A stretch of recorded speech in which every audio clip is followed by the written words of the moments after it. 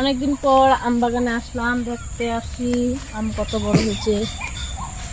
কিন্তু আম তো ধরছিল, এখন গাছে নাই, পড়ে গেছে সব আম।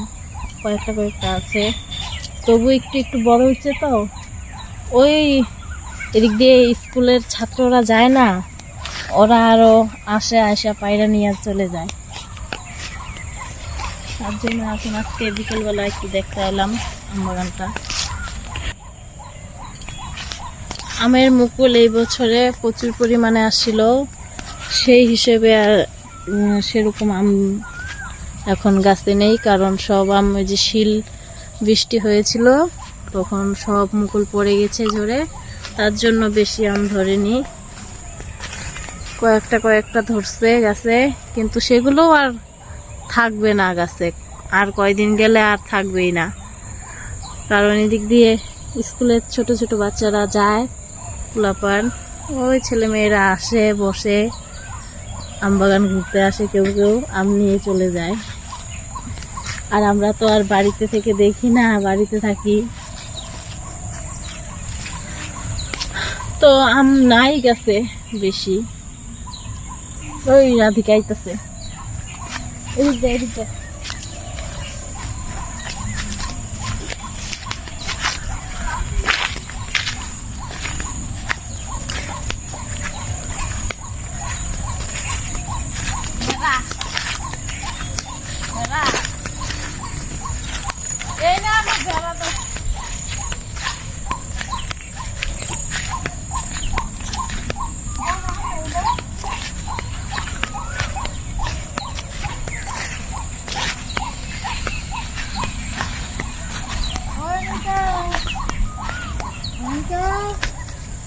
আমাদের বাড়ি পেছন রাস্তাটা খুব সুন্দর লাগে, সুন্দর রাস্তাটাও একদম এত সুন্দর ঘাস হয়ে আছে।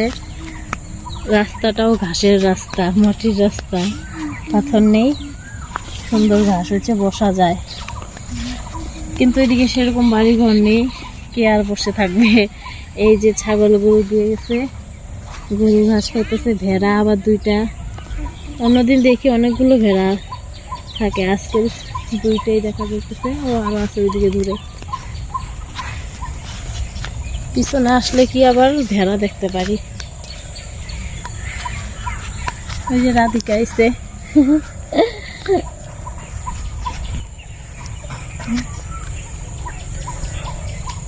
আম বাগানটা কি সুন্দর দেখা যায় রাস্তা থেকে, কি সুন্দর ঝোপা ঝোপা গাছ, গাছগুলো একদম গোল গোল দেখা যায় উপরে, কি সুন্দর দেখা যাচ্ছে।